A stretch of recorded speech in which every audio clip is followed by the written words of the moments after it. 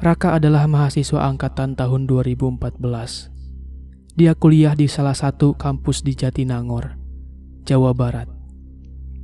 Sudah sekitar 6 bulan dia kuliah di sana. Seperti mahasiswa lain yang berasal dari luar daerah, Raka yang berasal dari Sukabumi harus ngekos juga. Tempat kosnya tak terlalu jauh dari kampus. Masih bisa dijangkau dengan jalan kaki untuk pulang pergi kuliah. Dan sama juga dengan sebagian besar anak kos lainnya, Raka juga mengandalkan transportasi umum kalau harus pergi ke tujuan yang agak jauh.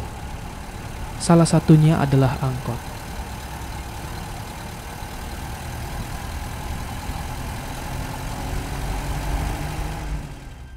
Pada semester awal Raka kuliah, Raka sempat mendengar cerita seram yang beredar mengenai angkot. Cerita seram itu menyebar di kalangan mahasiswa dan masyarakat sekitar. Menurut desas-desus yang beredar, katanya di sekitar Jatinangor ada angkot setan. Konon ada mahasiswa yang ditemukan pingsan di pinggir jalan pada malam hari. Dan usut punya usut, sebelum pingsan, dia naik angkot dari arah Cileunyi menuju Jatinangor.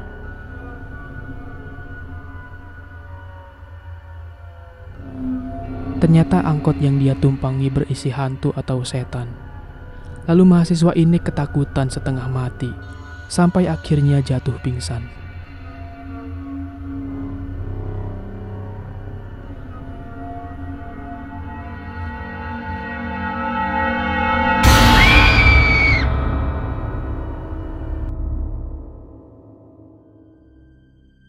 Waktu awal tahun 2015, Raka pulang mudik ke Sukabumi karena memang ada libur panjang.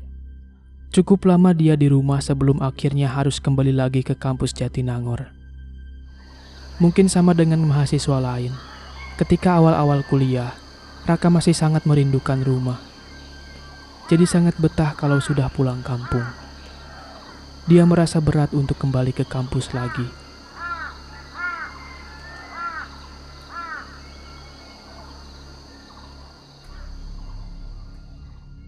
Karena di hari Jumat Raka ada jadwal kuliah awal, makanya dia memutuskan untuk berangkat dari Sukabumi hari Kamis sore. Singkat cerita, jam 3 sore Raka sudah ada di terminal. Biasanya Raka naik bis jurusan Sumedang. Tapi entah kenapa, hari itu dia sama sekali tak melihatnya.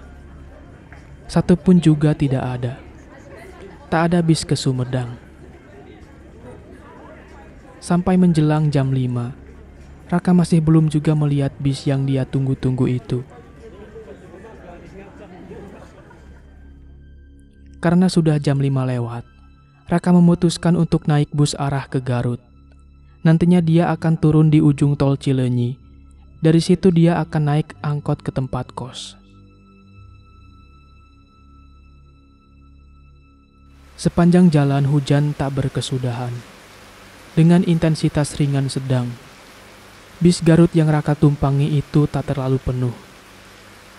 Perjalanan biasanya memakan waktu 4-5 jam. Kemungkinan Raka tiba di Jatinangor paling lambat jam 11 malam. Tapi ternyata, jam setengah 11 Raka masih di Ciranjang. Itu terjadi karena sebelumnya ada kecelakaan yang menyebabkan kemacetan panjang. Sementara itu, di luar masih hujan. Gerimisnya terus turun. Singkat cerita, bis yang ditumpangi oleh Raka tiba di ujung tol Cileunyi. Sekitar jam 1:30 malam.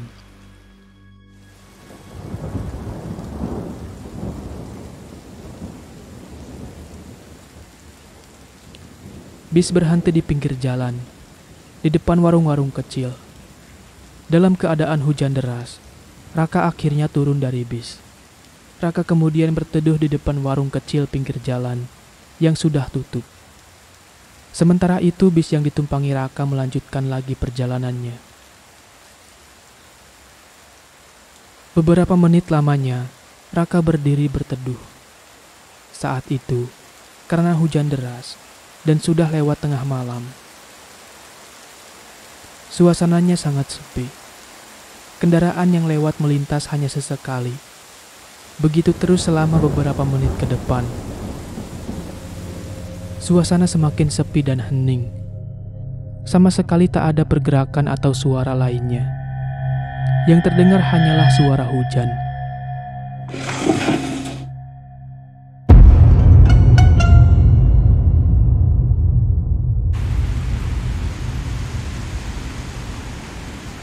Angin bertiup kencang, membuat air hujan nyiprat membasahi badan Raka.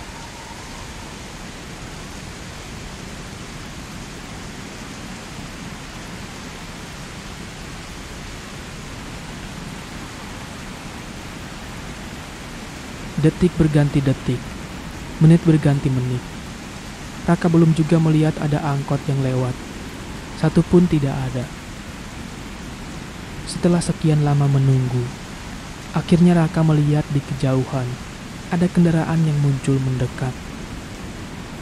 Kilatan cahaya lampu yang tak terlalu terang terlihat di sana. Ketika sudah tinggal beberapa meter jaraknya, Raka sudah bisa memastikan kalau itu adalah angkot.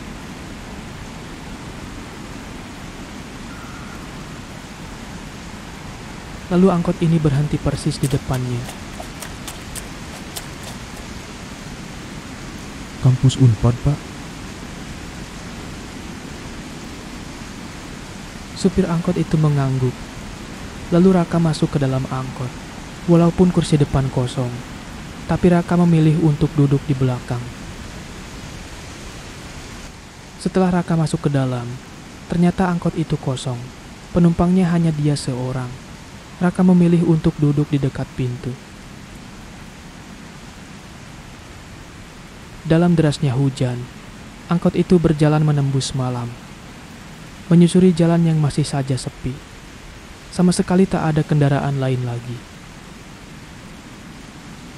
Angkot itu berjalan sangat-sangat pelan. Sementara di luar, hujan masih turun dengan derasnya.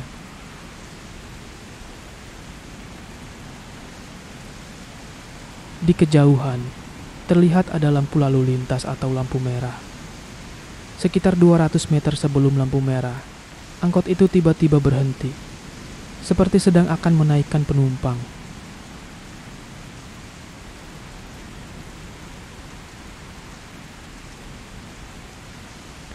Raka menggeser sedikit posisi duduk, untuk memberikan jalan kepada penumpang yang akan naik. Tapi ternyata tak ada orang. Tak ada penumpang yang masuk. Gak ada yang naik, Pak. Gak ada orang. Raka celingak-celinguk memperhatikan sekitar. Ada. Sopir angkot itu terus melihat ke depan, tak menoleh ke arah Raka. Tatapan matanya kosong. Setelah berhenti beberapa saat, angkot kemudian berjalan lagi. Berjalan pelan.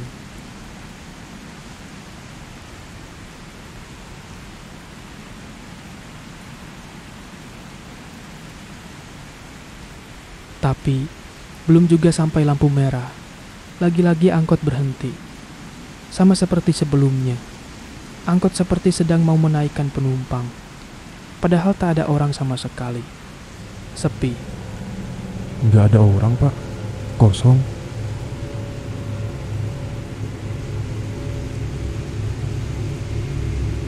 Ada.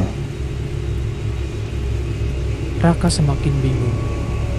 Lalu angkot kembali berjalan. Bedanya, kali ini jalannya lebih cepat, tidak pelan seperti sebelumnya. Karena angkot sudah berjalan cukup cepat, Raka yang tadinya duduk sangat dekat dengan pintu, jadi bergeser sedikit ke dalam.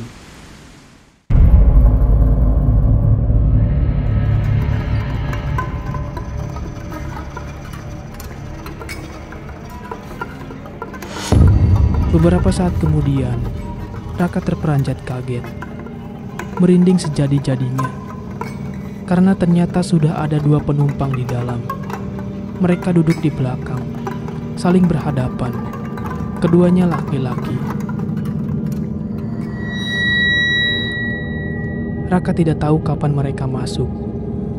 Dia yang duduk di samping pintu sejak tadi tidak melihat mereka sama sekali. Sementara itu angkot berjalan semakin cepat. Raka yang mulai semakin ketakutan sudah tak lagi memperhatikan jalan. Dua penumpang lelaki itu terus menundukkan wajah, sementara Raka memandang mereka sesekali. Kiri pak, kiri. Akhirnya Raka memberanikan diri untuk minta angkot berhenti. Dia semakin ketakutan. Kemudian lagi-lagi Raka menoleh ke belakang. Betapa kagetnya Raka ketika melihat ternyata dua penumpang seram itu sudah tidak duduk di tempatnya semula. Mereka sudah bergeser mendekat. Yang satu duduk di hadapan Raka, yang satu lagi duduk persis di sebelah Raka. Saat itulah dia dapat melihat wajah mereka dengan jelas.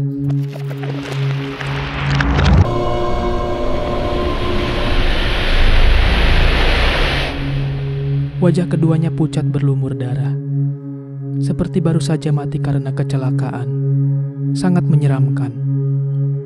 Tercium juga bau amis, anyir yang sangat tidak mengenakan.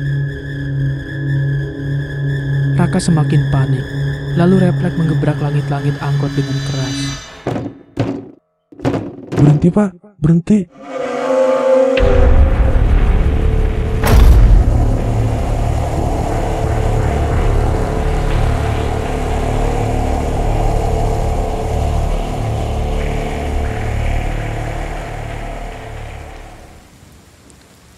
Sejak kejadian itu, Raka yang awalnya skeptis tentang cerita angkot seram, kini percaya dengan cerita itu, karena dia akhirnya mengalaminya sendiri.